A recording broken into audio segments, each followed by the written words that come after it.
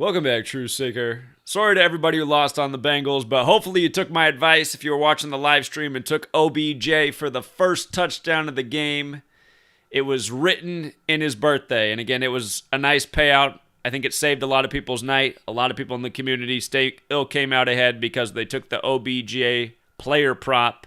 Again, if you laid down $100 on that, it paid between $900 and $500, depending on what your book was.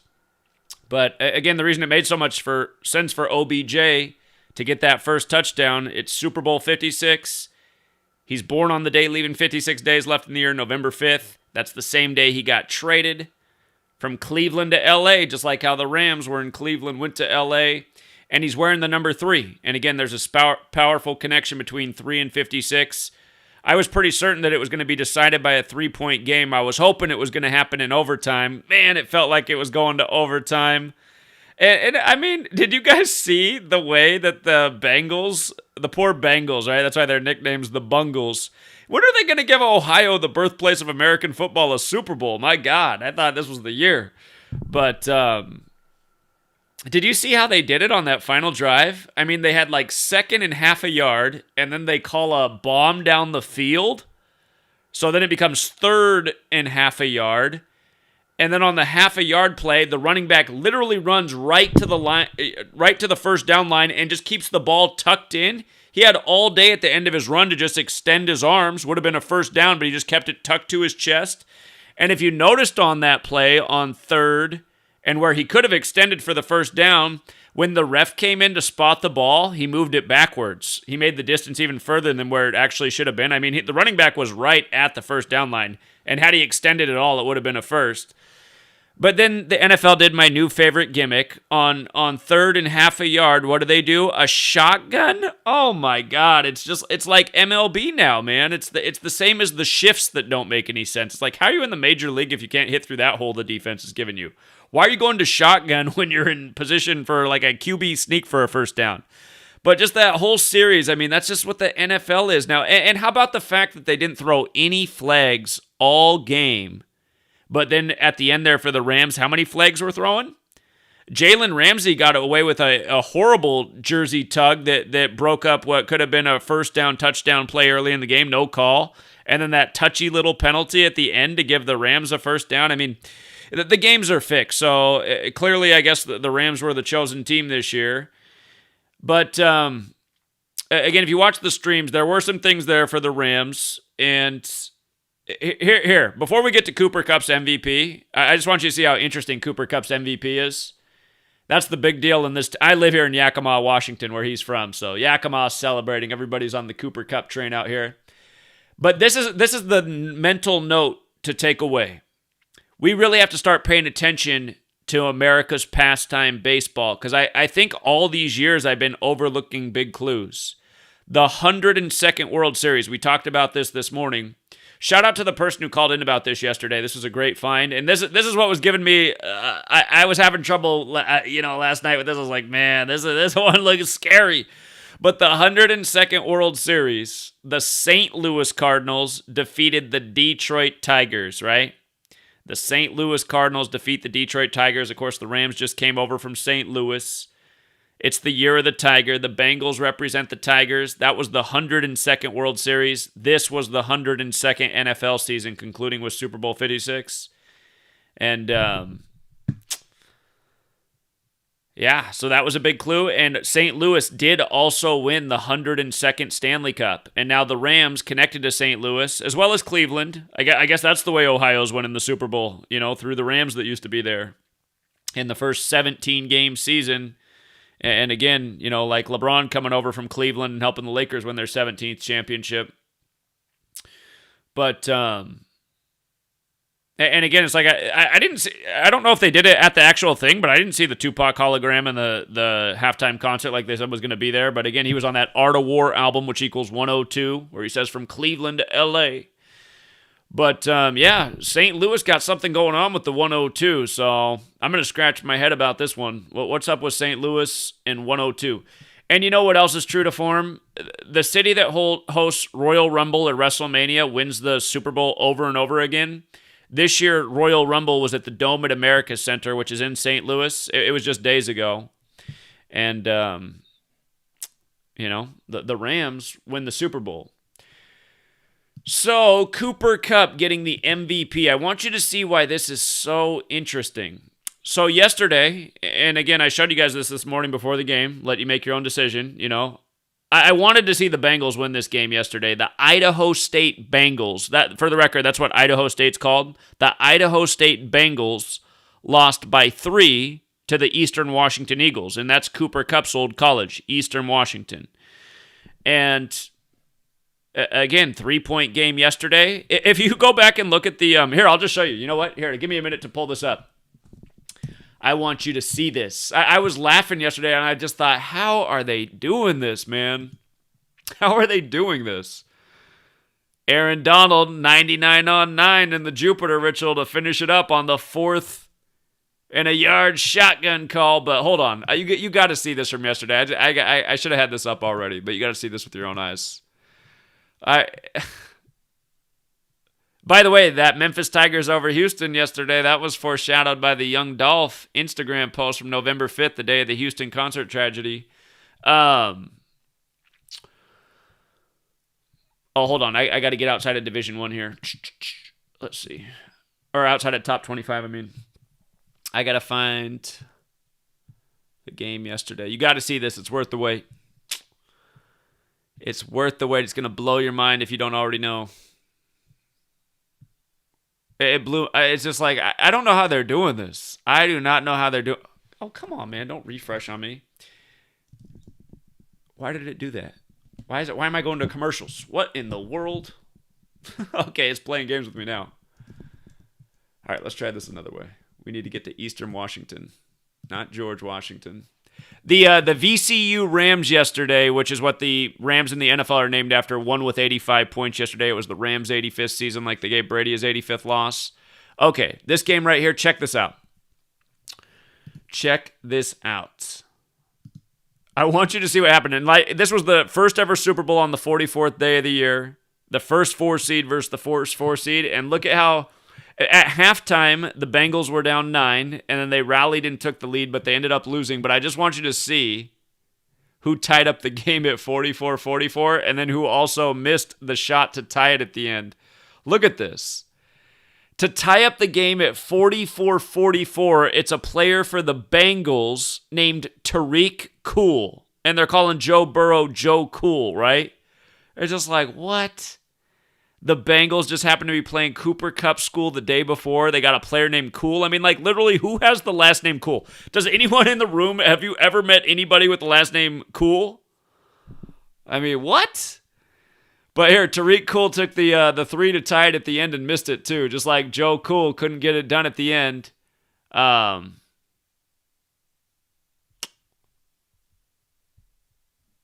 Tariq Cool misses 3-point jumper to tie the game at the end. You see that? And they lost by 3.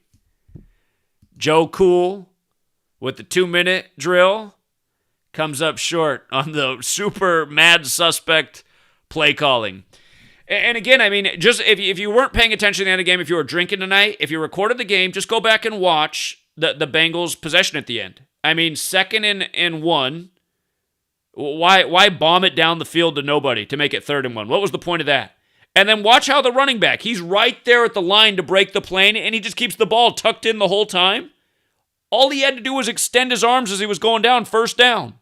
Easy. Elementary. Football 101. He just keeps it tucked in the whole time. You mean you don't know your play on you don't know where the line is you got to break? He did know where the line was he was going to break. The point was he wasn't supposed to break it. I'm going to show you how Joe Burrow's passing stats finished to see how scripted it was for Super Bowl 56.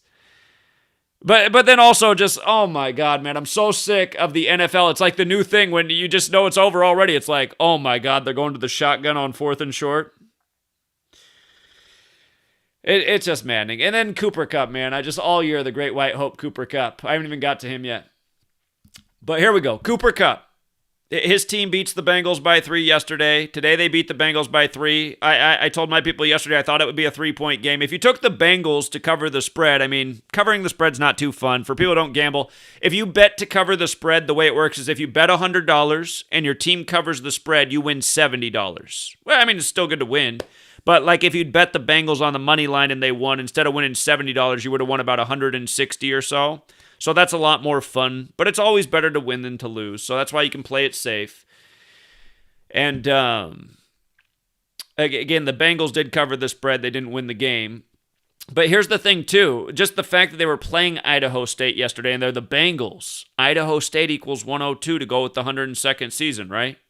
And by the way, where SoFi Stadium is, Inglewood, California. Perfect location to conclude the 102nd season.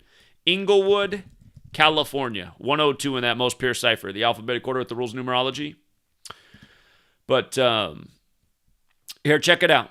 Again, the power of 3. This is why we liked Odell Beckham to score the first touchdown. Not only is he born on the day, leaving 56 days left in the year, and got traded on his birthday to the Rams, who went on to win Super Bowl 56, but again, they put him in number 3. And when you write out 3 as a word, it's 56. When you write out light as a word, it's 56. When you write out Abrahamic, it's 56. And again, this entire code is biblical. The Abrahamic religions are based in Genesis. In Genesis 1:3, the 3rd verse of the Bible, God makes light, right? If you write out Society of Jesus with numerology, it equals 56. Those are the Jesuits who've encoded the English translations of the Bible, who are responsible for the calendar, the language. And again, the Jesuits. Vince Lombardi, the Jesuit, who died at Jesuit Georgetown. You play for essentially the Jesuit Lombardi Trophy in the Super Bowl.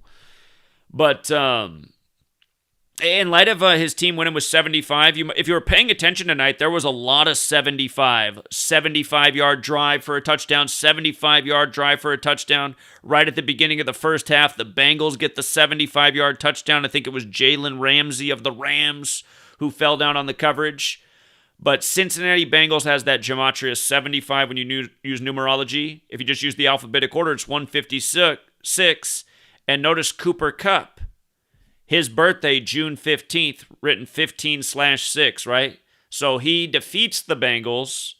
And remember, this was the Rams' 911th game of the Super Bowl era since 1966. 911 is the 156th prime. And I guess this is it, you know. The Rams went through Brady. Brady had done all of his history against the Rams, but now he retires, and the Rams finally win a Super Bowl. I'm pretty sure the Rams had not won the Super Bowl since... the Rams had not won in the Brady era, but Brady gets out of the league, and they win again. The Rams won in 99 with Kurt Warner. And remember, American Underdog came out with Kurt Warner on Christmas Day. Talk about Society of Jesus.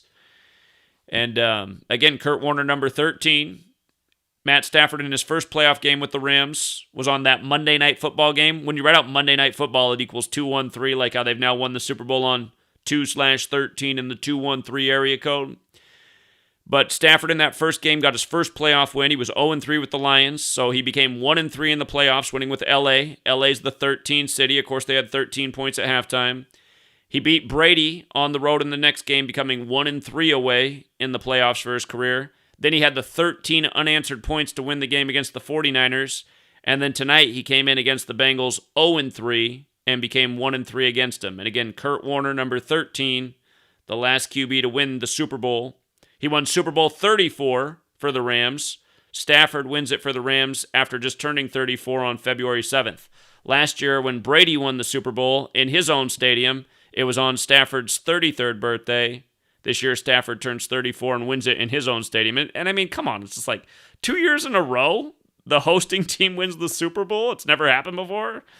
Anyway, with regards to Cooper Kupp in the 911th game, notice he was born in 93, the year of the World Trade Center bombing. Also interesting.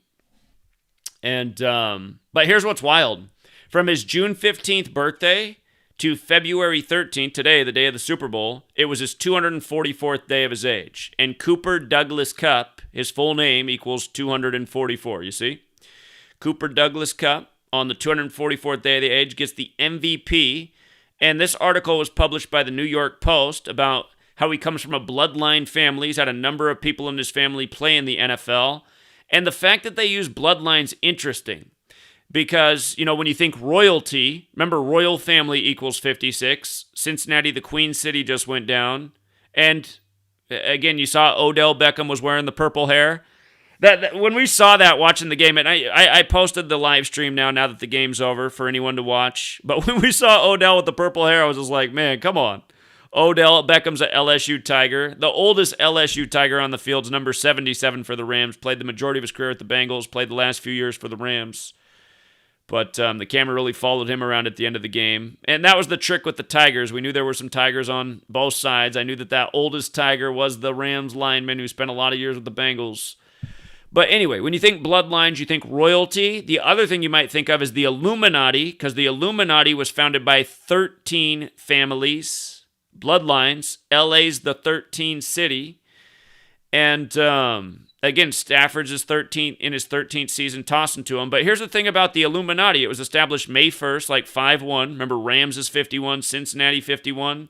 Adam Weishaupt, who founded the Illuminati's name equals 51.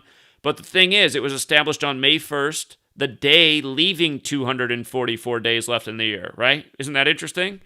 And then, this article just before the playoffs about him being from this NFL bloodline, and then he wins it, the MVP on the 244th day of the year. It's like, whoa. Part of me is like, should I be exposing this? I live in the same town he's in, man. Ugh. Anyway. You know what else Cooper Kupp had going? He had the same number that Joe Burrow's connected to. If you just do Cooper Kupp, what most people are calling him, he's got the 44 like the 44th day of the year, right? But in the most simple cipher, he's got that 136, the 16th triangular number. And again, where Los Angeles is 53, the 16th prime, he helped them get the 16th win of the season tonight. Remember in Super Bowl 53 that the Rams lost to Brady, only 16 points scored. So, with that said, the other thing I want to touch on here, by the way, shout out to the person who told me about this add-on that kills the tabs in your screen so your computer doesn't overheat. I find this very helpful. I appreciate that tip. But look at what they did. You know how we knew 34 was going to be a big number in the game? Joe Mixon, you got to appreciate the Joe Mixon. Remember Joe Burrow passed Joe Montana's single game passing record in week 16 on a pass to Joe Mixon. But Joe Mixon had a touchdown pass in the game. And again, Joe Montana born in 56, Super Bowl 56. Joe Montana never lost a Super Bowl though.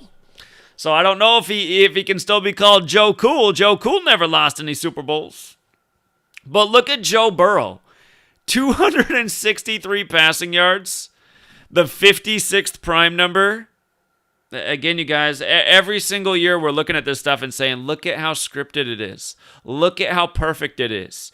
And again, as somebody who understands football, how can you explain anything about the Bengals' last possession and the way they went out? Why are you bombing the ball down the field when all you need to do is pick up the first down? There's plenty of clock. Just keep the chains moving. You got a money kicker. You're on your way. You're moving the ball. Why waste that down? And then even still, you should have had the first down on the next play, but your running back just forgot to extend his arms. How? How do you forget to do that? In the most crucial football game of your life, you forgot to just do what you do in like every single game your entire life? Every time a player's normally trying to get extra yards, arm out, running out of bounds just to pick up an extra yard. You mean he forgot? He forgot to extend his arms for the first down? Really? And then I'm just so sick of the NFL shotgun on fourth and a foot. It's just like, oh my God, man. It's so meant to mock you. But anyway, between Mixon and Burrow, there's 34 pass attempts. Again, the last time they played in the UK, 34 points scored. Burrow, 34. Matt Stafford just turned 34. The Rams won Super Bowl 34. 34, the 9th Fibonacci number. The season began on 9-9. Number 9 versus number 9. What am I forgetting? No, Mary J. Blige, the halftime performer. I didn't understand that whole claps thing that she did there in the show. What was that about? And by the way, did you guys catch the Amazon commercial where he said to Alexa, he said, remind me to fake my death on March 8th. If you guys are, even if you're new here, you probably heard me talk about, even if you've only been here for 5 days, you probably heard me talk about Death in 38 already a million times. Death, murder, killing, RIP 38. Remind me to fake my death on March 8. What? Tupac died on a 38 date numerology and a million other people? Anyway, and Tupac supposedly died on a 38 date numerology, I should say. But they got the 34 team passing attempts in there. And then Stafford, beats the Queen City with 26 attempts himself. Queen 26, Regina King's son dead at 26 from Cincinnati. Well, now they switched. It's funny how Wikipedia changed her place of birth from Cincinnati to LA in the last couple of weeks. That's interesting. But notice how many pass attempts were there for Stafford and Kupp combined? 41. What do we know about 41 in LA? LA equals 41, Super Bowl equals 41, Kobe Bryant 41, dead at 41 on the Pope's 41st day of his age, traveling from Catholic Mass. Again, the same numbers year after year in the Super Bowl. And Joe Mixon with the 72 yards to lead all Cincinnati rushers. Jesuit orders 54 forwards, 72 in reverse. Peas in a pod, 54 season for the Bengals. Cam Akers, 13 carries for LA, 23 total carries. The Rams win with 23 points. They improved to 2-3 in Super Bowls as a franchise, beating the Bengals in their 23rd playoff game. 23 is the 9th prime number. Again, paying tribute to that 9. And with regards to the 43 total points, Elizabeth equals 43. Again, royal family's 56. The king died at 56 on February 6th. In 52, Los Angeles Rams does equal 52. This was the 52nd Super Bowl of the modern era, the 56th overall. Eric Weddle's name is 52 and 56 forwards and backwards, who the Rams brought back. By the way, shout out to Bobby. Bobby really thought that the Rams were going to win the Super Bowl before the playoffs began, and the reason I thought he was making some good points, but I knew he's a big Rams fan too, and every year I have people who are fans of teams telling me that their team's going to win, so I kind of fade fans' opinions. I really didn't think that they were going to do the same thing 2 years in a row with the hosting team. It just seemed too hokey. But hey, that's what pro sports is. It is hokey. I noticed that, look at the sack stats on, actually for both teams. The Rams took 2 sacks for a loss of 13 yards on 213 in the 213 area code. Again, they won that first game on Monday Night Football. When you write it out, it's 213. And then the Joe Burrow took 7 sacks for 43 yards. Football 43 points in the game. Like I said, Elizabeth's 43.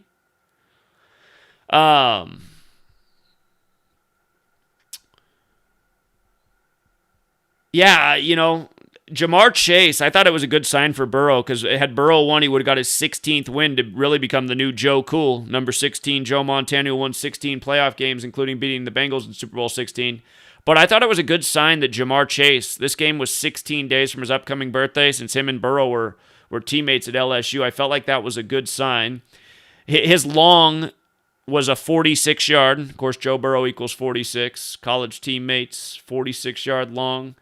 T. Higgins had the 75-yard, or Cincinnati Bengals 75. But wasn't enough. But yeah, the silver lining for us tonight was Odell Beckham was a huge payout to score the first touchdown of the game. A lot of people won big on that one, and that was the first thing I said. If you watch the live stream, I said early on, I said, Odell Beckham makes the most sense to score the first touchdown of this game. He's got the strongest connection to 56. He's got the right jersey number. We think 3 is going to be a big number in the game. We were expecting a 3-point win. I was really hoping it was going to come in overtime, because overtime paid 12-1. I thought that had a good chance. I thought it had such a good chance. It was, It was one of those almost. And you know what they say about almost? Almost means it didn't happen. But,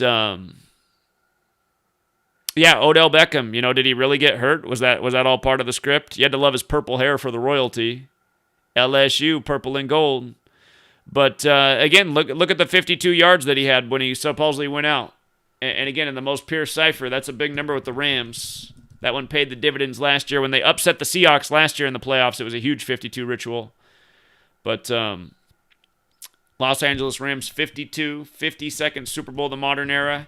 Eric Weddle, who they brought back out of retirement. You see how he's 52 and 56? That was Bobby's first clue. Bobby's like, man, there's something about this Eric Weddle. I think this could be the Rams' year. And I was just like, I don't know. 2 years in a row, the hosting team? But, yeah, I mean, there were clues all along the way. The reason I kind of faded them bringing Odell and Von Miller, because, again, Von Miller's birthday is 26/3, 263 to 56 prime. I mean, those were 2 clues. They added 2 big stars with 2 big 56 connections. And I was just doubting it the whole time because I just felt that it, hindsight's 20/20, but I just felt it was too hokey to have the hosting team win it 2 years in a row. So, and you know what else is annoying about this? I thought Black Lives Matter would be a huge theme in this year's Super Bowl, and you know what? It is. Where did Black Lives Matter pop off at? Popped off in St. Louis after the Michael Brown killing. And Michael Brown's the name of the owner of the Bengals, But Black Lives Matter 56 started in St. Louis. Now the Rams win the Super Bowl. And remember that the Rams were the most connected team to the whole Black Lives Matter movement because every game they were coming out and doing the hands up, don't shoot after it happened. So, yeah, I ultimately, what fooled me was the hosting team. I understood why they were doing it last year for Brady because Brady's just the guy that breaks all barriers. But I kind of get it now with the Rams. I kind of get it because that was Brady's most connected team for his accomplishments. And now that he's out of the league, they turn over a new page, I guess you could say. But yeah, Cooper Kupp, Great White Hope, his college team, 3-point win yesterday. His NFL team, 3-point win today. And I got to admit, his box score, though, it seems like I feel like he should have had 9 completions. I don't know if they went slightly off script with him or what, because I'm not really understanding maybe the 8 completions is something about number 9 to number 10. You add up their jersey numbers, 19, the 8th prime. I don't know where they're going with that. It's just, I feel like usually, Burrow's thing's par for the course, the 263 yards. It just seems like Kupp's stats could have been a little bit more interesting. Maybe I get the joke with the 92 yards now that I think about it a little bit more. Manhattan is 92 where 9/11 happened. And again, he's born in 93, the year the World Trade Center was bombed. The 911th game for the Rams in the Super Bowl era. He has 92 yards, but just with all the 9s, I would have thought he would pick up at least 9 receptions. He picked up 8. So anyway, we'll take some phone calls. Keep in mind, I'm on a new schedule. We're getting up at 4 a.m. these days because Sweet Lady's internship starts at 5, and we're just staying on the schedule, so we're just used to it.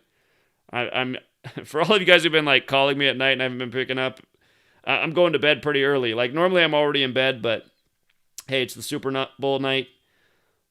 We'll do about 30 minutes of calls or so, as long as they're interesting. And trolls, if you want to call in and talk shit, just you can do that as long as you can tell me how you've done better at, anything in life. So just be sure to have that as part of your dialogue. But one thing I got to switch up here is the phone number. Hold on. Well, some people already got the number. Cleveland, Ohio, phoning in. Cleveland, the old home of the Rams. What's up, Cleveland? Yo, Zach, can you hear me? I hear you. What's up? Hey, man, since we're talking Super Bowl, real quick, man, I want to say you out of all people, man, you made a major connection with the 2 major numbers that would eventually seal the fate for each team. 96 being the number for the Cincinnati Bengals, and 87 being the number for the Rams. St. Louis Rams. Right. The 87, though, Zach, Can you run that back for me one more time? What specifically drew you toward? There were three things I was worried about with 87? 87, because we knew that this had a lot to do with the Queen and the history of the Queen and Diana, because if you write out Queen Elizabeth II in the most Pierce cipher, it's 87. And again, for people who don't know, the Bengals came into this game with the advantage 8 wins to 6 losses versus the Rams all time. So it was a question. It's like, are they going to 9-6 while Queen Elizabeth's about to turn 96, or are they going to 8-7? Because Queen Elizabeth II's 87. Diana, Princess of Wales, is 87. And then the other 87 that I was considering is that when you write out canonize, it equals 87. And again, that's what you do when you make somebody a saint. And Billy Cannon, who's so connected to Joe Burrow, he died in St. Francisville. Also, Eminem was born in Missouri, where the Rams were before, in St. Joseph. And again, just the whole Billy Cannon thing and canonize. So those were the 3 87s I was looking at that could make a little bit of sense if the Rams won. But there really were a lot more 96s had the Bengals prevailed. But it wasn't so.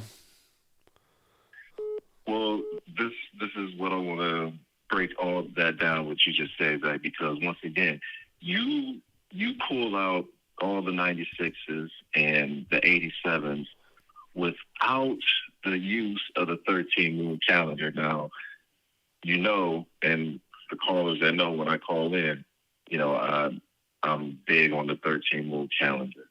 And there is a connection, a direct connection between the numbers 96 and 87. And through the 13-moon calendar, the connection between the number 96 and 87 is through the date February 13th. Now, if you would have had the 13-moon calendar at your disposal, Zach, when you would have looked at where February 13th lands on the 13-moon calendar, then you probably would have betted on the Rams. Okay, I'm listening. On the Rams. I'm listening. Tell me how it works. The reason why I say that is because if you look for February 13th on the 13-moon calendar, you will find that it falls on the 8th moon and the 7th day, 8-7. That's where it falls, 8-7. So if you want to find February 13th, it falls on the 8th moon and the 7th day, about like the number 87. However, let's take that number, right? Let's take that number February 13th and let's flip it. And that will turn into what? 312. Now we got to look at things backwards, right? We look at things backwards as well. So you flip 213 around, it becomes 312. A lot like March 13th. You can write the date March 13th, 312. If you search for March the 12th, 312. If you search for March the 12th on the 13-moon calendar, you will find that it falls on the 9th moon and the 6th day. So check this out. The number is 213. The inverse of the number is 312. 213 falls on 8-7. 312 falls on 9-6. So if you would have had this at your disposal before the game, either way, you probably would have still betted on the Bengals, just because they have an indirect connection to the same number as well. But straightforward, 213 is 8-7. But 312, March 12th is 9-6. You see what I mean? Remind me something. Does the 13-moon calendar start on July 26th? July 26th. That's the first day. That's the first day of the first moon. Okay. It's July 26th. You know what's wild about that? The actress that they got to play the Queen in the movie The Queen, that's her birthday. So there's just so many things to pay attention to, but I do got to start looking at it. I gotta factor in this 13-moon calendar. It's a big ingredient. So I appreciate you always reminding me. Very interesting. Well, listen to the thing, like you just said that the young lady who played the Queen in the movie, you said her birthday is July 26th, 7/26. If you look at that number, as if you're looking at the 13-moon calendar, I see that number as 7/26. Well, what's remaining on the calendar as of 7/26 is 6 moons and 2 days. So you're always talking about the numbers 62 and 26 when it comes to the queen. That's probably why she was chosen, because as of 7/26, there's 6 moons and 2 days left on the calendar. Through the Gregorian calendar, you're saying? Through the Gregorian calendar, there's 6 months and 2 days. Well, if you look at July 26th as a representation of the 13 moon calendar, like it's 7/26. So if I look at that as the 7th moon and the 26th day on the 13 moon calendar, how many days and moons are remaining on the 13 moon calendar as of the 7th moon and the 26th day?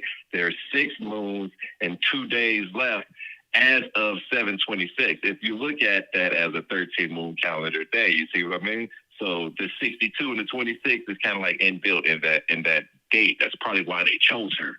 But I'm thinking the reason why they chose number 10 to win the MVP is because he has a hidden connection to the number 87. And this is what it is. This is what I surmise the reason why they gave it to him. Because it is connected with the 13 moon calendar, okay? Now, he wears the number 10. Now, when it comes to the 13 moon calendar, when you come to a whole number, like, let's say, like, 10, for example, as of 10, like the 10th moon, there's exactly 3 moons and 28 days left on the calendar. So say if he wore the number 9, then there will be 4 moons and 28 days left on the calendar. If he wore the number 8, then there'll be 5 moons and 28 days left on the calendar. You see what I mean? But since he wears the number 10, there's 3 moons and 28 days left on the calendar. A lot like March 28th. Like we write March 28th, 3/28, which is the 87th day of the year. You know what I'm saying? So that's why I think they gave it to him. Interesting. Well, I appreciate it. Yeah, I got to start studying this calendar because you're always pointing out these things that are real interesting. So, Fredding would get the first call from Cleveland, the original home of the Rams. So I appreciate it, man. Thank you. All right, man. Have a good night. Yeah, have a good night. Speaking of Cleveland, we're not going too far away. 937 Ohio. What's up, brother? Hey, what's up, man? Hey, I know the shit's rigged and all that, but you ever know how like in the Super Bowls they say in the like the last minutes they'll be like, don't throw a flag, let them battle that, let them battle it out. They threw all them flags at the end of that. And they didn't throw any flags all game, hardly, except for all I could remember throughout the game was the flag they threw on 75 for smacking the guy in the helmet. That's the only penalty I can remember all game. And then at the end, it was just Flag City. Exactly. It's just like, come on, man. No, it's exactly. It was meant for the Rams to win, but I really thought that they was rigging it for the Bengals because of the year of the Tiger and the 56 and all that. And then, like 33, Patrick Mahomes won, and then Burrow was 34. You know what? Stafford turned 34 right before the game, so that Stafford had the 34 going with him too in his age. That's what it was. That's what it was then. Yeah. Man, but I always thought I knew a lot about this stuff. But man, when I got hip to you, I just started watching about a week and a half ago. I was like, damn, this guy's a genius. But I always knew about the Illuminati and the Freemasons and the Jesuit order and all that shit. But I didn't know they done it through that numerology and all that. That's crazy, man. Here, you know what's funny about one thing I forgot to talk about? I don't know if you saw this story. I covered it the other day, but there was a tiger at a zoo in Iowa. And again, Joe Burrow's from Iowa. Kurt Warner's from Iowa. They're from the same town pretty much, Joe Burrow and Kurt Warner. But a tiger supposedly picked the Rams to win the Super Bowl. And what's funny is the tiger's name was Misha. And Misha forwards is 50, just like Kurt Warner. The movie about Kurt Warner, American Underdog, came out exactly 50 days before the Super Bowl. And if you run it in reverse, Misha's 85, just like it's the Rams' 85th season. And by the way, you guys, when Cooper Kupp caught the winning touchdown, there was a minute 25 on the clock, so 85 seconds left in the game when Cooper Kupp caught the winning touchdown for the Rams' 85th season. Man, they script that shit better than Hollywood movies. It's amazing how they do it, man. It's really amazing when you observe it. I just wanted the Bengals to win, man. Like, cause I love the Bengals. I know it's fixed, but man, I just feel like their fan base deserves fucking Super Bowl. Ohio's you know what I got mean? nothing, man. Ohio has it's amazing how they punk Ohio, the American place or the American birthplace of football. And again, some are saying, well, the Rams started out in Ohio, so they're kind of an Ohio team, but they're not there anymore. So yeah, I was thinking that Ohio was going to get some love in this 17-game season, being the 17th state. Well, I asked you a question. Do you think, since it's year of the Tiger, do you think they're going to let the Bengals go back to the Super Bowl next year and win? You know they're going to be good next year since it's the year of the Tiger.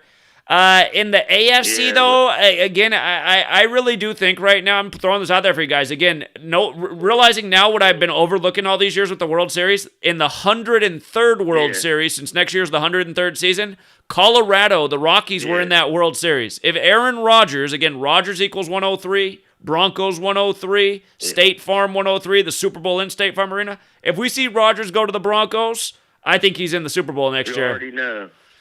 So You already know the dealio, right? yeah, I'm gonna keep an eye on that. Damn, but I just thought where they was hyping, Joe Burrow up, and I do think he's a good athlete and good quarterback.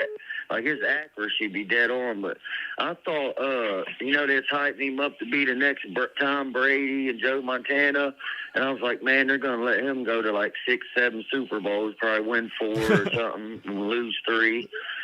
It was feeling that way. It was. Everything was set up the same as what Joe Montana did, what Joe Namath did, and again, I guess for whatever reason, it's not him. So he's got a whole career ahead of him, though. So we'll see. You watch Super Bowls in the past, and they'll be like, the announcers agree with it. Like, I'll agree with the ref not throwing that flag. Like, let them fight it out. But that wasn't even a flag, when he batted the ball down. They let Jalen Ramsey get away with a lot more earlier when he tugged that guy's whole jersey and they didn't call it. And nobody probably really cared because they're like, well, they're not throwing flags today. But then to give him a first down pretty much down at the goal line on a much touchier play after not throwing flags all game. Again, that's why I can't believe that people still think the NFL's legitimate. And what did you think about the Bengals' last possession? Anybody that thinks sports isn't rigged they got something wrong with them. I try to talk to people and wake them up that all this shit's fixed, like politics, movies, like you say. It's 100%. It's all rigged, man, because they're all part of the fucking New World Order and shit. The Freemasons, the Illuminati, the Jesuit Order. The Illuminati was 1776. Wasn't that when it was found, right? That's May 1st, 1776, indeed. And yeah, the halftime show, that shit's all satanic shit. You saw how Eminem fucking kneeled during that performance. Right. And Mary J. Blige's thing clapping was weird too. Man. What was that about? Her claps. It's like, what is that? I don't know. It's all fucking, you can figure it out, especially you, man. You're a fucking beast at that shit. Sometimes I do better than others, but I always knew the world wasn't right, but I didn't know they was coding it like that. You know what I mean? Well, I always heard about numerology and shit, but I didn't understand it. So I start watching you, and I'm like, man. But you got me with the Year of the Tiger and all that. You got my hopes up, yeah, the Bengals gonna win it. Then when they lost, I was like, fuck, why'd they give it to the Rams? But the Rams had a lot of shit going too.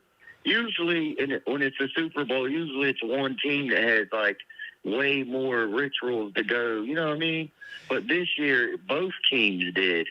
And the Warner movie come out, right? The Warner movie, and just the fact that there were LSU Tigers on the Rams too, including the oldest LSU Tiger on the field, that lineman, and probably the biggest star was Odell Beckham. So technically, they had some Tigers. I was going to bet $1,000 for the Bengals to win, with a total of 54 points, 26 for the Rams and 28 for the Bengals. And I'm glad I didn't. yeah. Hindsight's 20/20. But that's why I always tell people to look for the smart bets, because Odell Beckham paid 9-1. So even if you bet $10, you would have won $90. $100 would have paid $900. So for him to score the first touchdown. Bets. Hey, them motherfuckers that call and talk shit, I wish I sit next to you. I let them have it, dog. Like, their brain can't process like the shit because they don't understand it. Either that or they refuse to understand it. Like, I mean, you know what I'm saying? Like it's hard for them to understand that the rule's all rigged and staged and predetermined. You know what I mean? They just think everything's spontaneous and whatever, but it's not, unfortunately.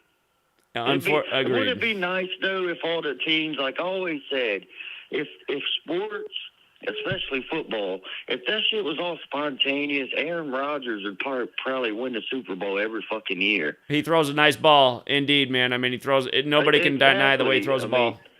And, like, look at Brady. Every time he throws the ball's never a spiral. This guy's always wide open. I know, man. Brady's whole career is a joke.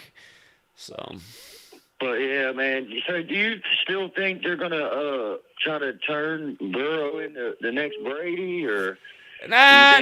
If it was going to be that, he would have won tonight. But I think he's going to be a quality quarterback and have some success. But, I mean, if he was the next Brady, he would have won tonight and done exactly what Brady did. Beat the Rams in his second season. He didn't, so can't be it. They kept the story intact in line, yeah. Yeah, so not quite.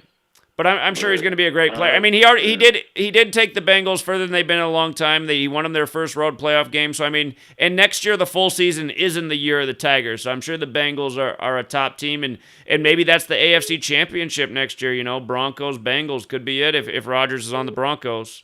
So we'll see. Yeah, and then probably the Bengals will lose again. Yeah, I would think so if Rodgers is on that Broncos team. Well, appreciate you, man. You have a good night. Yeah. Glad you found the work.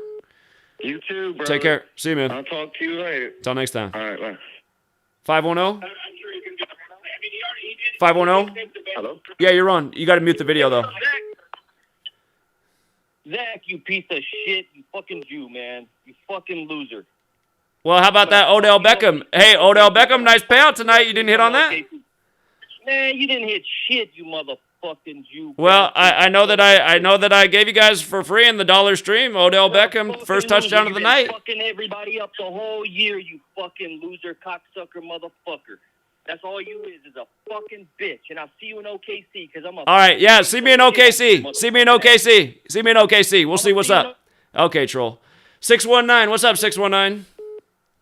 We gotta love the trolls, man. I know. Big talkers behind the phone. Yeah, we gotta love the trolls because the trolls know at the end of the day that this shit is still rigged and scripted. You know what I mean? They're not stupid. They know that the shit is rigged and scripted. So go ahead, trolls. Have this one. We don't give a fuck. You know what I mean? At the end of the day, we're proving that this shit is scripted. And Zach, I mean, I truly believe that they are double scripting these games. I'm sorry. They know that everybody is caught on to your work. They know your work is, I mean, it's undeniable. So now the NFL coaches and the owners at the beginning of the season, hey, there's a guy on YouTube decoding everything that we do. So what do? Hey, let's just go ahead and double script this shit. You know what I mean? And go where the money is. And I knew it. I said, man, I know everybody's putting money on the Bengals. So they're going to script this shit for the Rams. Now, well, you know what what they'd love to do is have the favorite win and not cover. That's one of Vegas's best scenarios because then people are taking them to cover because that's where you get the payout. So if they don't cover, everybody loses their bets. People who bet on the Bengals going for the big payout, they lost, and then they're paying out minimal. I mean, Rams to on the money line didn't pay anything. So yeah, this it's crazy. And at work, I just come from work. And people ask me now, I'm a black guy, right? And I tell them, you know, without giving them the numbers, oh, how come you don't watch the games? How come you don't watch sports? How come you hate sports so much? And I say, for instance, the NFL. And I break it down to them. I don't care who's in the room. I say, because the nigger quarterback is not good enough to win championships. I said, if the NFL was real, then Michael Vick would have won at least 2 or 3. Meanwhile, Peyton Manning got 2. Eli Manning's got 2. Throwing wounded ducks. Joe Flacco, Nick Foles, guys. And then they start thinking about it. Dude, you're right. These are the quarterbacks that won the last championships. Meanwhile, you got, you know, black quarterbacks that are killing it and with their feet and arms, and they're not winning, dude. But you're right, man. I think Aaron Rodgers next year, bro. Check this scenario out. What if all the hype around the Arizona quarterback, he comes back to Arizona and they go to the Super Bowl? What do you think? What are the odds to be 3 years in a row that the Super Bowl is hosted by the team? You know what I mean? I'm thinking like, dude, this is crazy thinking, but I'm like, what if Kyler Murray does come back, sign with the Arizona and Arizona Cardinals, or even not Kyler Murray, they get another quarterback in there and they go to the Super Bowl, not to win it, but they 3 years in a row. That'd be crazy, dude. That would be ridiculous if 3 years in a row the hosting team was in there. The Cardinals were a top team until they lost their receiver. And again, remember, you guys, the Cardinals owner died October 2nd, 10/2. And then this was the 102nd season, and they were the first team to get to 10-2, and they did it against Chicago. And the only two teams that were in their 102nd year of existence was Arizona and the Bears, because Arizona's originally from Chicago. So, I mean, it was such a ritual. And then right after that, DeAndre Hopkins gets hurt. I'm going back to see who was in the 103rd World Series. Boston and the Rockies. Right, yep. I'm looking at 4 teams for next year. Said Denver's the top. I'm looking at Steelers if Rodgers goes to the Steelers. That could work too. Tennessee, and Arizona. Those are the 4 teams. If they want to go ahead and triple script it from there, great. Fuck it. It's still, and I know we're throwing a monkey wrench in their plan, but I don't care. It's all about money with them. They don't care if these teams win. It's so funny how these guys are fake. Oh, I won a championship. I won a ring and hugging the trophy. They know that shit's scripted. It is a joke, man. Be quiet, not perform. You know what I'm saying? So, but good work as always, man. I'm staying tuned and ready for the next one, man. All right. Appreciate the thoughts. You have a good night. Yep. 681. Hold up, I got to pause you. Yeah, you got to mute the video. I'm waiting for you. All right. What I was looking at. You say the score was 13-10 at halftime? It was. LA equals 13, right? Yeah, 23 points, just like the winning score was 23. Go ahead. I was looking at the Gematria thing. I don't know who runs that page or whatever. Uh-huh. But I was reading the how to. Let me see what it is. It says examining the Super Bowl riddle with LSU. Right. Uh-huh. And I was going down, and on here you got where Tom Brady's full name equals the score of the Super Bowl. Thomas Edward Patrick Brady equals 2023. Oh, interesting. Huh, that's interesting. Okay. Yeah, I didn't do that post, so I didn't see it, but that's interesting. Yeah. And then, you got Matthew Stafford. He was the last quarterback to beat Thomas Edward Patrick Brady, right? Right. He was the last quarterback to beat him before he retired. Right. Then the guy who won that game for them was the MVP, right? Cooper Kupp. He caught that last pass that Matthew Stafford gave him on the little ball. Right. Yeah. But I was just putting that out there that the Thomas Edward Patrick Brady equals 2023. Hell, I think he might come back to even play in 2023. I'm not convinced that Brady's gone either, man. I think there's a chance he comes back too. So we'll see. Yeah, I absolutely think he might come back to play. But hell, I did think the Bengals was gonna win this one too. I actually lost money on the Bengals, but hell, when I saw that, I said, shit, I might see the score somewhere. I went back and looked through the notes, and I saw 2023. I sent it to somebody, and I said, he's a Brady fan, so I sent it to him. I said, your boy might come back and play in 2023. And it just hit me that was the score of the game. And the last person to beat Brady was Matthew Stafford. Brady's name does equal 23 in the most pure cipher. Brady is 23, so yeah, that's a good point. They win it with 23 after Brady goes out. And my phone. Oh, shit, his phone dropped. Sorry, man, your phone dropped for whatever reason. Hold on. 937? Hey, what's going on, Zach? Hey, what's up? Hey, man, you had it right, though, man. You had everything to a T, and, it could have went either way with that script, with the game that they scripted. But I found it interesting that the Cincinnati Bearcats, you want to know what the number was for the QB that played for the Bearcats this past year was? It was 9 yet again, which is kind of laughable to say the least. And, of course, the Ram is the Baphomet, of course, so, they had to have the Baphomet win it. And then, and how they kept flashing LeBron James, and his number used to be 23, or still is 23 for now. That's true. That's true. LeBron. Kind of funny. Well, he's wearing 6 right now, but that's true. When he came over, he was still wearing that 23. Yeah, so, they kept flashing LeBron throughout, so 23. And do you think they could be doing a sacrifice with Dr. Dre? Because he had a seizure last year around this time. 56. He had a seizure last year around this time, so, that's not out of the question. Yeah. And if you go back and watch Eminem's I Need a Doctor video, Dre was, killed in that pretty much. It came back kind of like a clone. They kind of like rebuilt him as a clone, and they were showing like clone symbolism in that halftime show, and they even showed the Saturn cube. So you know what I loved about Dre's performance? In his lyrics, he said, "Still rocking my khakis with a cuff." Or what is it? With a crease and a cut, or whatever he says. But then he's out there in skinny jeans. It's like, come on, man, he's in skinny jeans. How's that? That can't be right. So. Yeah, and did you also see the part, too, where when Eminem was coming up, they showed, like, those people having, like, the lights on their wrists, kind of like the metaverse stuff that they've been... I missed a lot of it because my thing kept freezing. I have to keep resetting it, so I missed a lot of the show. No, I didn't see it.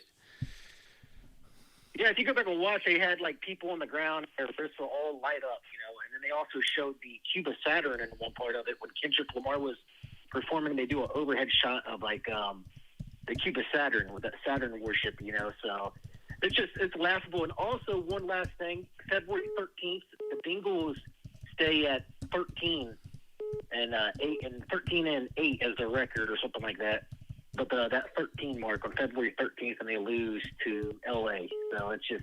They did stay... Yeah, that's true. They stayed on the 13 in L.A., yeah. That's true. So... Yep. It's all scripted. And, I'm sure Joe will be back again, because it still is the year of the Tiger.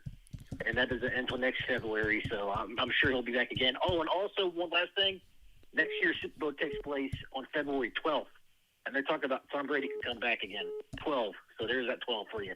Oh, Rodgers has not been to the Super Bowl for 12 years. Rodgers is also Mr. 12, so his last Super Bowl was Super Bowl 45. But appreciate it, man. His call dropped too, or he hung up. 573? Oh, what's up, Zach, man? Hey, what's up? I won big money today, man. Fucking with you. Well, congratulations. Did you take the Odell Beckham prop?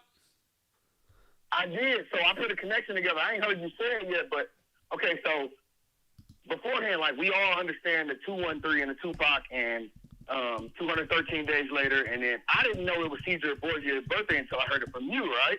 Right. So I'm looking for a Tupac hologram at halftime, and I had been, like, spamming that shit in your chat, like, all last week. Like, look for Tupac with Dr. Dre, and then you had posted something about it a couple, like, yesterday or some shit, whatever. So the connection, when you posted the Art of War song and Tupac saying from Ohio to L.A., and then that was the Odell connection because he went from, the Browns to the Rams, but then we were looking for Tupac at halftime, and Odell goes down right before halftime. We don't see Tupac at halftime. They kind of hinted at it. We didn't get to watch the performance, but Dr. Dre and Snoop Dogg both kind of hinted at like it could be possible still throughout the whole performance, so you had to like keep watching to see if it was going to come, but it never came. But it was just the significance of Odell because the Rams offense was struggling. Odell goes down, and Matthew Stafford's just throwing fucking picks all day, and those two had to be sacrificed for Cooper Kupp to win the MVP. And it's just like although Snoop Dogg and Dr. Dre were they were celebrities beforehand, after Tupac died, their celebrity blew up even more. So I noticed that I had a whole bunch of prop bets today that I won on. I did bet on Odell winning the MVP, which obviously he didn't. I thought Aaron Donald should have got it with the whole stadium riddle. But, man, I just say thank you for the work you do, shit. And all the other truthers, I've been watching Rambo and Kayla's channel the last couple of days. But, I think the Bengals couldn't have won just because as much of the Billy Cannon symbolism, I think, and as much new people that I've been bringing so many people to your channel that if they did would have won, I think we might would have woke the world up. But it's still so much. They double code all this shit. And that's what I was trying to tell everybody. Like all my people's like, he won't say who's gonna win, because they wanted to make a bet on it. I'm like, if you can't see the fucking riddles and all of this shit, it don't matter who's gonna win. Like, so you still there? Yeah, I'm still here. Oh, okay. So I'm like, if you can't see the riddles, it doesn't matter who's gonna win. Like they double tied, just like with the Gonzaga Baylor thing, where Gonzaga has the perfect season and Baylor the 28. That's the perfect number. My birthday's on 28, so it's easy to remember. But you can see how they double code. They double code all of this shit. So I was telling them, I'm like, the whole time, I'm like, they're watching your shit now. I got them watching the channel. They waking up and they steady looking for picks. I'm like, it's not about Zach and who he picks. Start doing the work now that you can see through the, whatever. Now you got the day live glasses on. Start doing the fucking work yourself, so that way we can break this shit up. Because exactly. That's exactly right. And again, it's like I'm teaching you guys. It is all about the numbers. It's all about the numbers and the rituals, and that's why you can make smart picks. I mean, Odell Beckham pays nearly 10-1 to score the first touchdown. You know that's got a great shot. The dude's born on the day, leaving 56 days left in the year. It's Super Bowl 56. He goes to the Rams on his birthday. You knew that was a great narrative. And ultimately, that was a big clue because it was his 29th birthday, and the Rams just won the 29th championship for the NFC. So ultimately, and hindsight's 2020, that was the big clue. The 29th championship for the NFC, getting 29-year-old Odell Beckham on his birthday. And again, when you know Gematria, you recognize like how football equals 29, Ohio's 29. That was a big clue. I got to admit, I guess you just can't have any bias. My bias the whole time was like, they're not going to do the hosting team winning 2 years in a row. I kept telling myself that, but God, they did it. So, anyway. Same thing here. And then, like, I was on another channel earlier talking with somebody, and they were like, no, Lupercalia's not February 13th. And I'm like, yes, it is. Google Lupercalia February 13th, and you'll see it. And then there were some people in the chat was like, oh, I see it now. And I'm like, sacrificing the GOAT. But then I'm like, they've been doing all this stuff about Joe Burrow being the GOAT and the new GOAT and everything. And I'm like, you know what? The Rams hadn't won a Super Bowl before Tom Brady era. Then Tom Brady, in the Tom Brady, they win the Super Bowl. Maybe that's the joke. Maybe that's the joke, man, because Tom Brady went out of the league at 44. Maybe he was the GOAT sacrifice, and it was just, maybe that's what they were trying to do. I mean, there is something about this. Go ahead. Yeah, that's all I was saying. Like, Tom Brady comes out of the league, and then the Rams finally win a championship, and then it's 43 points on the board and everything. And, like, I got all this shit I had written down for the people I had over in my house. So as this shit's all playing out, they like, fuck. I was like, damn. So I'm looking like a wizard. I'm like, man, it's the whole community, these motherfuckers all doing this. Like, if y'all, stop just looking for $5, $10, $100 to make quick money, which, a little money is okay, but let's wake up the masses. Fuck it, bro. I'm trading y'all a mind, bro. We gonna blow this shit up. Good work, Zach, man. I appreciate it. All right. I appreciate you spreading the work, man. Thank you. You have a good night. Oh yeah. You too. All right, take care. Yeah, again, you guys use your own mind, but I am proving to you definitively year after year that it's all about the numbers. I mean, we're talking about the Rams in the 85th season all year. Cooper Kupp scores the winning touchdown with 85 seconds, and you have to look at it. I mean, Stafford had Jefferson, number 12, in the back of the end zone wide open. He could have scored a touchdown before they had to throw all those flags. And realize it was just to get that ritual, to get Kupp with it on the right second, so they just had to burn a little bit of time first. 215? 215, you got to mute your video real quick. I did. Thank you. You're on. So, thanks, Zach, for all the great work, man. Follow you. Read. I'm a Patreon subscriber. Thank you. I did a little bit of research. I was listening to you all week, talking about the Queen City, and what's interesting. So, I don't know if you knew this or not. L.A. is known as the Queen City of the Angels. Really? And you know how you're always saying Rome is the one that runs it. Is that true? I always knew it was called the City of Angels. I didn't realize the Queen City of the Angels? Absolutely. Yeah, you can fact check. You can fact check that one, and yeah, just look it up. Well, you learn something new every day. I never heard that before. Queen City of the Angels. Okay. Yes, sir. And Denver, there's a lot of Queen cities. Denver is known as the Queen City. We had the Queen City Jazz Band here. I live in Denver, but I have a Philly phone number. But another interesting little factoid, because I was looking up the stadium and Stan Kroenke, because he owns the Denver Nuggets here. And coincidentally enough, the city of LA and Stan Kroenke spent $56 million on Parks and Rec in the neighborhood of Inglewood, California. Huh. Okay. Interesting. That was a little interesting factoid. It was $56 million to, basically build, basketball courts and soccer fields and everything else, to kind of bring into the city. So my whole thing with this particular one, I was really torn because you were coming in hard on the Bengals, and I was thinking, wow, I get it, the year of the Tiger, I'm watching it. And then I did some research into who is lucky, what other signs are lucky in the year of the Tiger, and it came out to be the goat and the dog. So goats are lucky in the year of the Tiger, and tigers are very unlucky if you're born in the year of the Tiger. And I know there was a lot of this narrative pushed, and I thought, you know what? It seems like that's just kind of a big setup for the whole year of the Tiger to kind of say, okay, just to kind of as you like to say, a mockery, because a lot of people were pushing that Tiger narrative, and I get it, I understand. This was a really tough riddle to break. But overall, with the release of the 26th year anniversary of Tupac's All Eyes on Me, released on February 13th, Snoop dropping his album on February 13th, the day of the Super Bowl, just the overall narrative of, LA, hip hop, just everything, the city needs it. There's a lot of condemnation going on with the city of LA right now.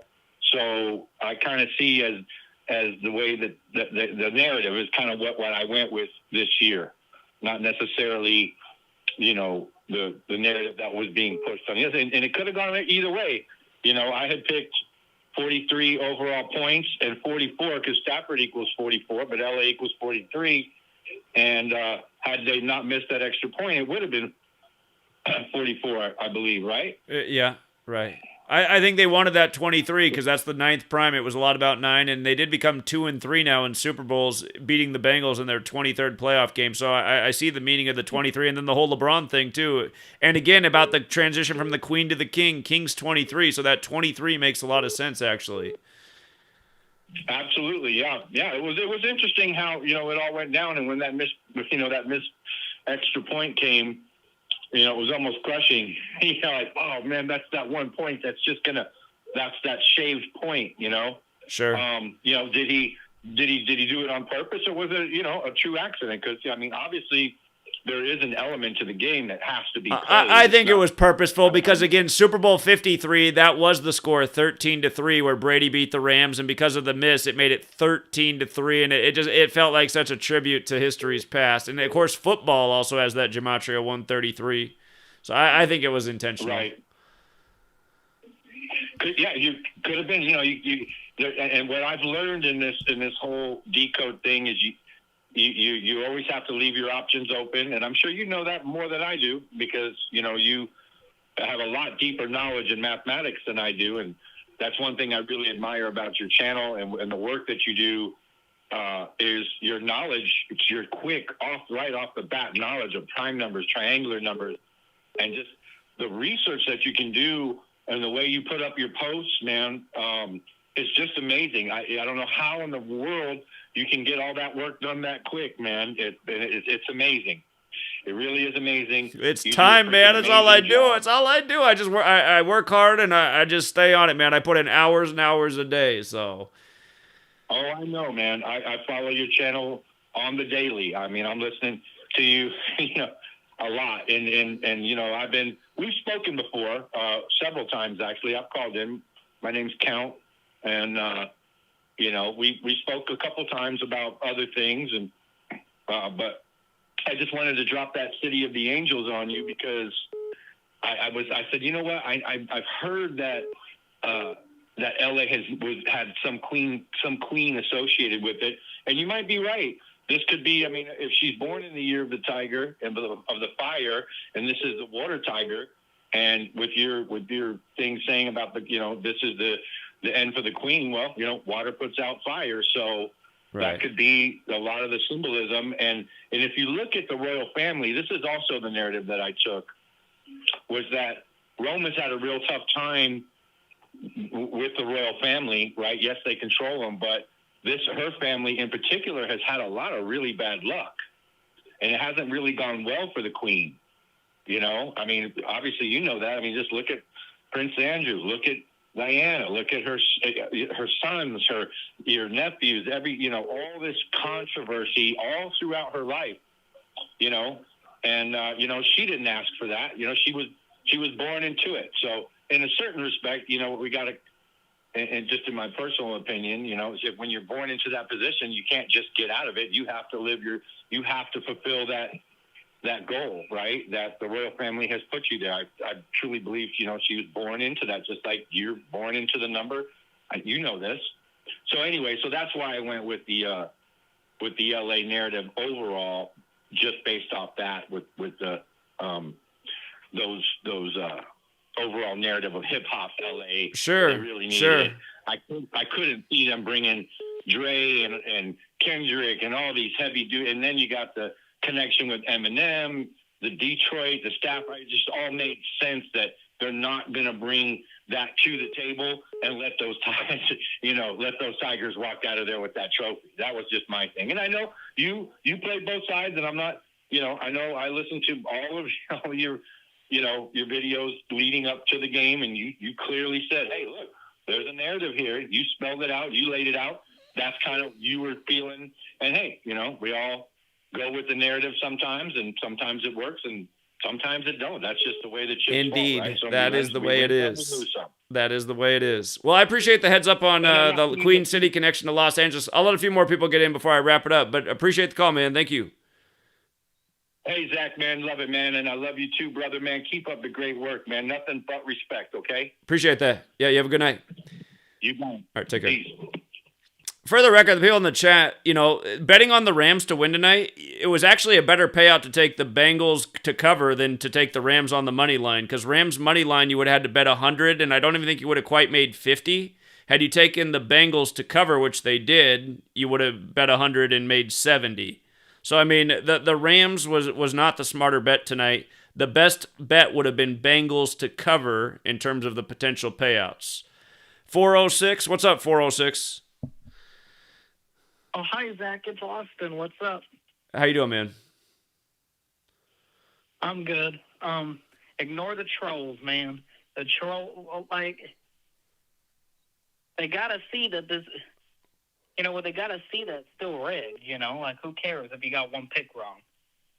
Well, I mean, the Trolls can have their... I had my worst season. I mean, so I can handle that. I mean, I had my worst season. I mean, like I said, I gave myself... What did I say? I gave myself a D- for the season. So, yeah, D- season. But Yeah. It could have been worse. I mean, and still, I mean, I'm not... the only thing that I feel bad about is I like when I help the community win more money. And you know what? A lot of people still won money tonight because the Odell was a big payout. We had the right call on Odell to score the first touchdown. That was a big payout. Overtime would have put a lot of money in a lot of people's pockets, so I'm sore about that. But I mean, over the years, I've helped a lot of people make a lot of money, and that's always the goal. It's just it's gotten tougher as time's gone on, and I think it's because they're aware of that we figured out their system. So what are you gonna do? It has.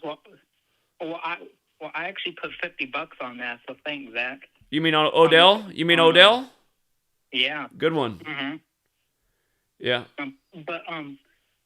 Well, I feel like ever since Super Bowl 53, it's been harder to predict because 53. Well, you called that before the season. 52. Was 54 was 54 is all right because we had the Chiefs to win the Super Bowl in 54 from the season. It was tricky. We had to put down a few different parlays for who they were going to face in the NFC, but we saw it could be the Niners in Week 3. Last year we had both teams right from the start of the season, so I think we've been doing all right since Super Bowl 53. This year was the mind bender season. They swapped the Super Bowl date on us after we put out our future, and yeah, just things got kind of funky. So yeah, but well, a thing that what kind of worried me was well, Joe Burrow equals 127, and that's the 31st prime, and he became a 3-1. that's true. That's true. Yeah, that's true. And then well, man, well, the 13s were all a playoff long. Well, Stafford became 1-3 against the Cardinals, and then he became 1-3. Hold on, let me just correct a troll in the chat. So the troll who just got blocked, the reason you got blocked, it's not just because you're a troll, it's because you're a moron. You don't even know how gambling works, so shut the fuck up. If you took the Bengals to cover the spread tonight, that paid. The idiot goes, if they don't win, you can't win any money. Shut the fuck up, moron. You don't even know how sports gambling works. Why are you in here trolling? Go back to Russia. Well, what's up, 406?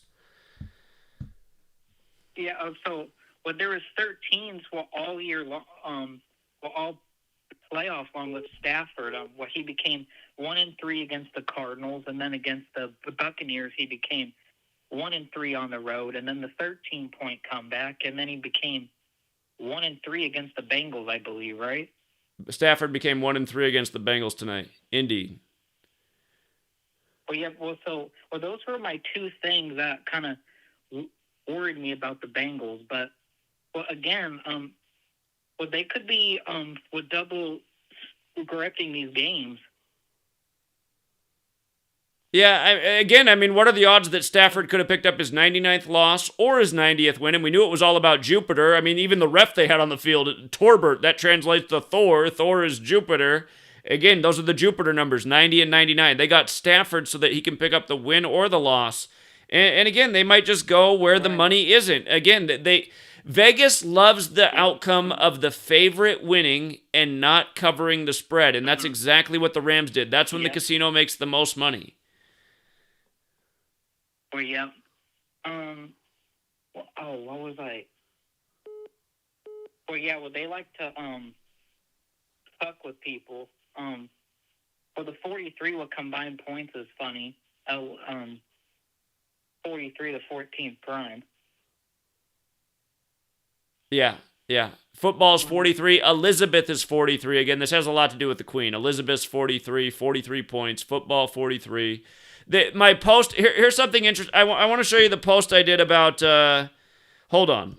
I just posted this the other day about the one time that Queen Elizabeth went to a football game. She saw Maryland, and by the way, Maryland also equals 43. She saw Maryland upset UNC, and let's see.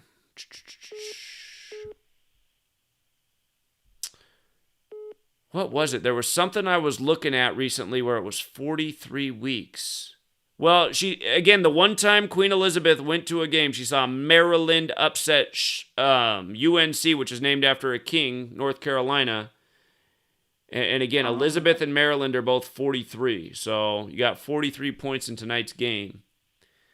And you know what's funny? Now that I'm looking at this on the screen, the two jersey numbers in this photo that they saved of it are 51 and 23. And again, Cincinnati's 51, Rams is 51, and then the other jersey's 23, and the winning score ended up being 23. That's interesting. So. Wow, that's crazy. But yeah, they could be double coding these games because I remember after Super Bowl 51, that woke me up. That was like my 9/11, that woke me up, and maybe, a lot of people woke up after that and they said, okay, well, we got to be more, creative. What are the odds that you have a 25-point comeback on 2-5, and it was the AFC's with 25th Super Bowl win, and it was Tom Brady's with 25th with playoff win? What are the odds of that? Truly. So. Well, we're the conspiracy theorists. Right. Right. We're the wacko jobs. Well, I need to take my meds, according to my brother-in-law. Yeah, they need to wake up. I mean, it's just so obvious. But anyway, I appreciate you, Austin, man. Thanks for the call. Yep. Have a good one, man. You take care. No problem. Oh, Zach. Yeah. One more thing, Zach. Okay. The next year with with whatever team will Rodgers goes to, the Broncos, that makes a lot of sense. Well, I'm trying to figure out who the Broncos play in that. Like, that's kind of interesting. Well, that's what I got to think about. If the Rams like the number 57. I mean, they could be a top team next year. It's Super Bowl 57, Rams 57. So it's not out of the question that the Rams could go back to back. But if Rodgers goes Broncos, I really like that. That's what I like for now. I'll have to do some more thinking on the NFC. So appreciate it, man. You have a good night. Well, yeah, that actually makes sense. Indeed. Yeah. Indeed. Zach, have a good night. All right, take care, man. 267. Yeah, hey, how you doing? It's Ocho. Hey, what's up, man? What's up, bro? Yeah, I thought it was funny how they had Joe Burrow as Mary J. Blige, because, you know, she's from New York City. New York City made up land of boroughs. Okay. I thought it was interesting.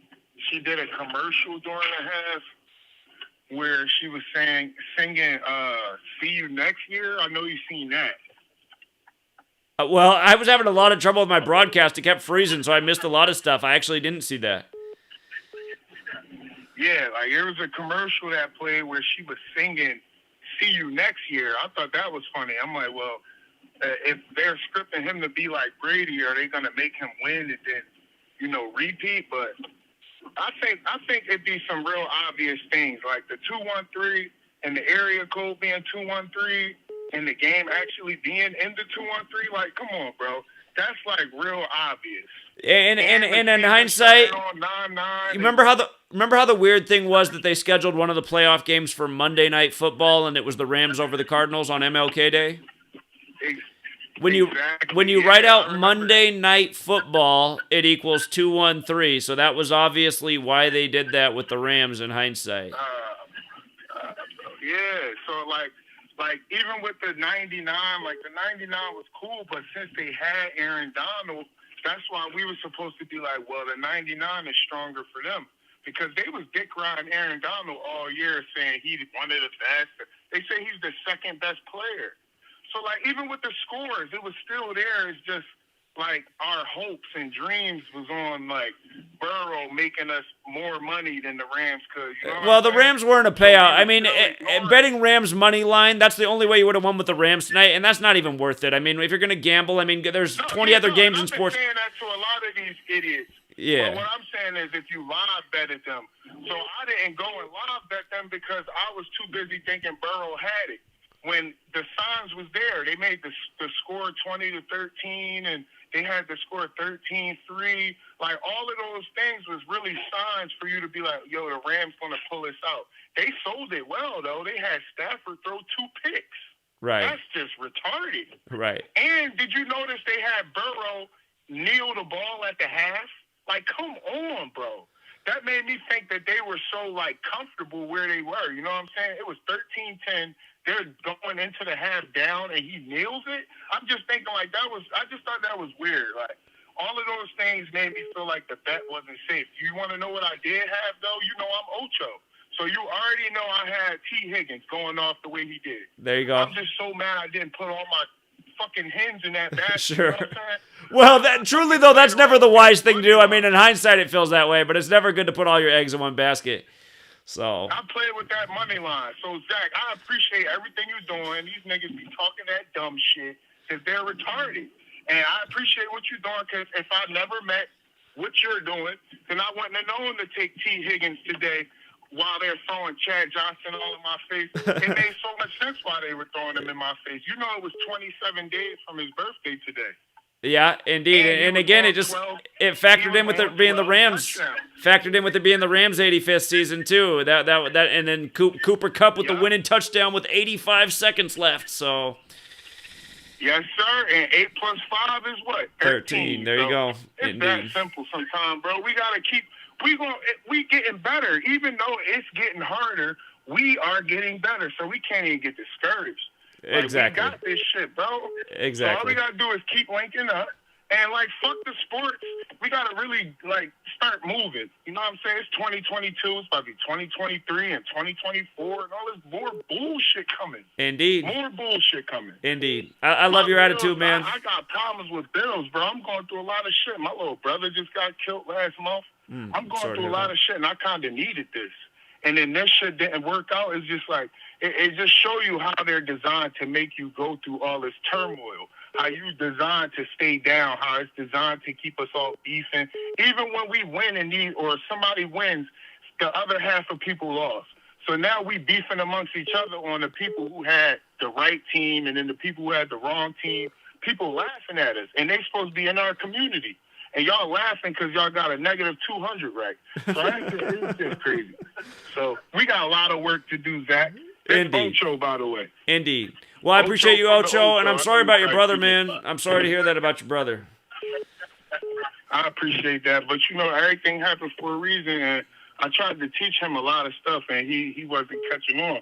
So now it's time for him and his next stage of his journey. You know what I'm saying? So it all works out, bro. This universe is unexplainable, and there's a lot going on. So Truly. We gotta stay positive. You know what I mean? Well, I appreciate your message, man. Great call tonight. Thank you. All right, you take care.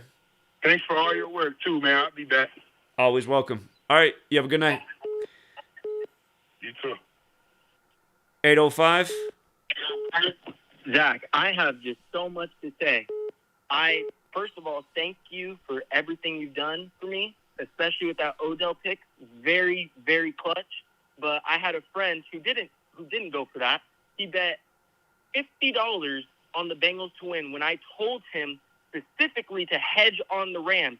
Bro didn't listen to any, and I've been showing him your work every day for the past 7 months. And you want to know what he said to me? He said, because the Bengals lost, he thinks that NFL isn't completely rigged. I showed him everything every fucking day.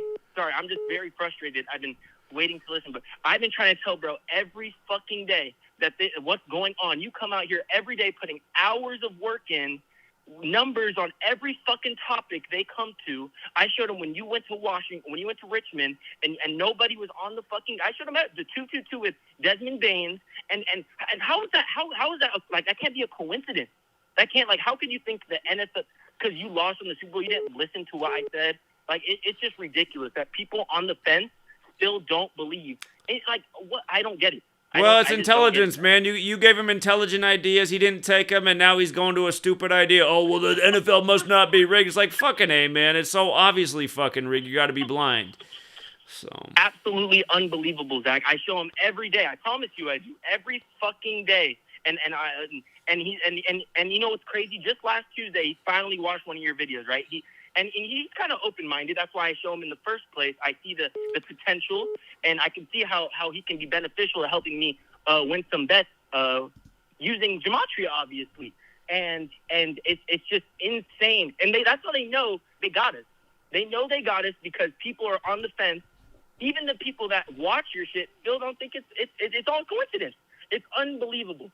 It's unbelievable. It's just like, what are the odds that Cooper Kupp's old team played a team called the Bengals and won by 3 the day before he wins by 3 over the Bengals? What's the every year we're showing how college basketball, there's a big ritual sync with the Super Bowl. Every fucking day, Zach. It's every day. It's every day. It's every day. It is every day. But I just mean, we've been making the same point for a lot of years about how there's always a big ritual in college basketball that's synced up with the Super Bowl every year. Every year. And trust me, I've watched. Oh, God, Zach. It's unbelievable, man. Unbelievable. Thank you for everything you've done. I personally appreciate you so much because I've already knew shit was fucked up. But when you see the Gematria stuff right in your face, it's the only thing you can see with your eyes. Only thing. It's unbelievable. It's unfucking believable. It just makes me so frustrated. So frustrated. Well, stay strong out there, man. Unfortunately, I'm in the same boat as you. It's just like my friends, I mean, they're my friends, but at the same time, they're just a little bit dumber, so they don't get it. So it's just like, what are you going to do? What can you do? Exactly. Thank you, Zach, for everything. Have a good rest of your night. Yeah, you too, man. Take care. 440, what's up? Hey, Zach. This is Mike from Cleveland. I was just curious. I was just wondering, is it possible Baker could be the heir apparent to Tom Brady? Because a couple years ago when they had that 100 commercial, Tom Brady handed him his Super Bowl rings when they were scrambling for the fumbles. I was just wondering if that's a possibility. It's kind of crazy, but is there anything possible in that? I'm making sure I heard it right. You're asking if Baker Mayfield could be the guy next year. Yeah. Okay, and I guess there's a commercial where Brady is exchanging some rings with Baker Mayfield. I haven't seen this myself. It's an NFL 100 commercial. There was like squirming for like a loose football. Huh. I'm going to go back and look for that. It's interesting. Again, he's in the AFC, man. I'm telling you, the thing to watch for, if Rodgers ends up on the Broncos, that's got a really strong narrative for him to end up in the Super Bowl in the AFC. So, I think, honestly, I don't know if I have a feeling that when Jim Brown kicks the bucket, they'll allow the Browns to do something again, because they haven't done nothing since Jim Brown helped them win a championship in the pre-Super Bowl era. But, yeah. When Baker Mayfield got on the field for the first time, I believe when he got on the first game, it was like around halftime. I think they were playing the Ravens that night, but I remember it was 216 days. It was 216 days after Jim Brown's birthday, and they ended up winning that game where Baker Mayfield, and we had a feeling the Browns were going to upset that night because we saw it was 216 days after Jim Brown's birthday in the 216 area code. But yeah, I'm not sure if Baker Mayfield's going to end up doing anything with the Browns, if he's the guy or not. But, yeah, again, I'm telling everybody, I'd really watch to see if Rodgers ends up on the Broncos. I think that narrative's got a ton of legs in the AFC if that happens. So that's what I got for now. I'm going to go back and research what you said, though. You might be onto something. You know something that I don't right now, so I'm going to research that. Yes, you could Google it on, or not Google, on YouTube. Just type an NFL 100 commercial. It should be in there. They were like squirming for like a loose ball. Okay. And then it's in there. I don't know if there's anything to that, but I was just curious. Okay, I'm going to check it out. I appreciate the heads up. Thank you. No problem. You have a good night. Bye. 708, you're taking us out. This is the last call. What's up, 708? The last call. Gratitude, Zach. Gratitude. I wish I could wish you would have opened up the lines earlier when you did your show today. I was trying to call you. I didn't really make any straight up bets on the Super Bowl because there was too much shaky information out there. I was trying to call you. I remember you had your live stream Saturday, and you had Big Al on there. And Big Al talked about the Jared Cannonier and Derek Brunson in the UFC pay-per-view. And all the numbers were favoring Derek Brunson. And Cannonier's won, and I remember how you were talking about it sounds almost like Billy Cannon. Right. And he won, and then that was like the first red flag. Because I was worried about that whole canonized thing, because that was the 87 direction, the way I didn't want it to go, yeah? Yeah, that was the first red flag. The second red flag, you saw it didn't recognize it. When you did the Google search and the main Google search changed Regina King's birthplace to L.A. Right. Yeah. That was probably a clue. And now we had that caller just point out that apparently Los Angeles, and I just found it. I looked it up and I was like, wow, Los Angeles. Some people do refer it to the Queen of Angels city, so I guess it has a Queen connection to L.A. I didn't know that. Yeah, I've never heard of that until I heard that caller. Then the third red flag was what's her name? She does the NFL countdown show with them. I can't think of her name, but she's on there with Randy Moss and them, and Booger McFarlane and them. I can't think of her name right now, but she said when it was her turn to make a pick, she said, "Well, I'm going with the Bengals because it's the year of the Tiger." And Booger McFarlane and everybody started laughing at her. I said, "Oh no, this is not good."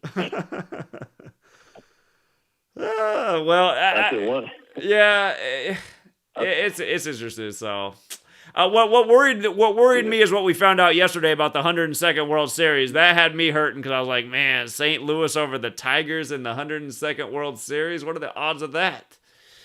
So, right. That also had me worried too. But I was just like, well, I was like, oh, maybe not. But yeah. That's why when it's shaky, it's like you can just play, you can just skip the game, or you can look for the best prop. And again, that Odell paying nearly 10-1 for the first touchdown, man, that had the value. So, you know. Yeah, but they made their money back because that little injury. I don't even think Odell was really injured because the way he planted his foot, he hurried up and I said, "Oh, you got to be kidding me!" And I know a lot of people who. Yeah, they made the bet for Odell to catch the first touchdown, but just think how much money they made back from people betting that Odell at least gets 2 touchdowns that game. Sure, or yardage, and yeah, because he ended up, but just that first touchdown was the thing that made sense to me. The first touchdown, the dude born on the day, leaving 56 days left in the year, so. Yeah, so, I mean, they lost money on that, but they made it back on that, and I think Cooper Kupp didn't get over 100 yards. He did not. There was all kind of fake prop bets saying that if Matthew Stafford throws 2 touchdowns, Cooper Kupp gets a touchdown and gets over 100 yards receiving, and it was like plus 8,500. You don't think people, and that's why I said a lot of those prop bets they advertise are sucker bets. Yeah, indeed they are. So, yeah. All right, man. A lot of red flags. I mean, only thing I made money on was T. Higgins. That was it. Yeah, 85. I was hoping that they would let Joe Burrow, tie the game up. That would have been probably the nicest payout, but... Ooh, man, it felt like it was going to happen, too. That hurt, because I mean, how corny was their play calling on the 2nd and 1? It's just like, come on, man. Yeah, P. Ryan, 34, and my friend texted me because he listens to you, too. He's like, man, I talked about that 34. Look how they had P. Ryan in the game instead of Joe Mixon, who's been killing the game. I said, yeah. I don't know how Joe Mixon disappears on the final drive of the game. It doesn't make any sense, man. It doesn't make any sense. Yeah. So. Yeah, I just like I said, that drive when they kept forcing the ball to Cooper Kupp and throwing them flags. I said this game. I told my girl, I said this game over. She said, "What do you mean?" I said they're trying to give Cooper Kupp an MVP award. Yeah, this game's over. Rams won. When they kept throwing them flags. Isn't it funny, man? No flags all game, and then they just got to make it. It's like they do it to make it obvious. Yeah, final minute. Yeah. Flag like, City. Where did all these flags come from? Oh, my God. And they're on the goal line, and he throws a pass to Cooper. I said, man, I said, they keep trying to force this ball to Cooper Kupp. They're trying to give him the MVP. I think they already decided who they want to win the game. Right. And again, Stafford had Jefferson wide open in the back of the end zone and overshoots him by a mile. It's like, come on, you're not in the NFL if you throw that bad of passes. So. Don't even talk about Jefferson. He was a plus 480 if he caught just a touchdown pass, and Matthew Stafford missed him twice. And that's why he didn't catch it exactly, because they don't want to pay out on it. So. Yep. I said, please. That's why when you gamble, if you watch these games from a gambler's lens, that's when you see how scripted it is. It's like, okay, come on. Like that missed point. I don't care what anybody said. You're an idiot if you think that he just accidentally dropped that ball. You can clearly see he takes his finger. The same time he takes his finger off the ball to try to, like he's setting it up for the kick, he moves the other hand away at the same time. And you notice the ball fell the same direction that he moved his hand away from. Right. Yeah. Yeah. And again, it ends up with the score that was the score of Super Bowl 53. So I thought that was the tribute. Yeah. I told my girlfriend, I said, you see that 13 points? I said, I guarantee you they won't score another point the rest of the half. I said, LA equals 13. Yeah. They're not scoring any more points. Yeah. Indeed. Yeah. Indeed. Well, I appreciate it, man. Once I started listening to you, I don't even look at the Super Bowl the same way. I'm not even watching it, Jordan. I'm looking to see what I can depict and what I can pull out of it. Right. Indeed. Well, you have a good night. All right, man. Yeah, you too. You take care. All right, see it. All right. All right, guys, I got to wrap it up because, like I said, we're getting up at 4 a.m. these days. So that's about 6 hours from now. But yeah, again, I mean, it was a disappointing season. There's no two ways about it. It's like the worst. It's funny because I have so much more knowledge and I understand so much more, but I don't know. What's that saying? Sometimes the more you know, the less you know, or what? How's it go? That's how it felt this year. And again, it was a weird season. I mean, it was the first year they ever moved the Super Bowl, and anyway, the point is, ultimately, proven the games are scripted. And had you taken all my advice on the Super Bowl, you definitely came out ahead because Odell Beckham was a huge payout. First touchdown, it was written in his birthday. It was written on his jersey number. Anyway, we'll be back again, you guys. And just remember, I mean, if you're hating on the work, I mean, you must be mad at me because I took away your favorite thing. You must have liked Rig Sports before, and now you're sore because you know it's not, but you can't admit it, and you're like, ah. Anyway, just remember, we got a mountain of a legacy over here. So if your legacy can't touch it, don't be a hater. Come to class, learn how to benefit from the knowledge as many other people are, and again, congrats to the people who made the right choices today, So, but again, Rams money line, that's not a smart bet. If you bet Rams money line, I know it won tonight, but I mean, that's not a, what's the point? Risk a bunch of money to win a tiny little pot? No way. No way. It's better to just make smart, efficient bets with potential big payouts when you have this knowledge. Like, hey, Odell Beckham prop bet. That's a smart bet. Pays 9 times your money. A $5 bill would have turned to $45. A $50 bill would have turned to $4.50. This type of thing. That's a smart bet. $50 on the money line for the Rams, that would have won you about $20. Anyway, till next time, all, have a good night, and we'll be back soon.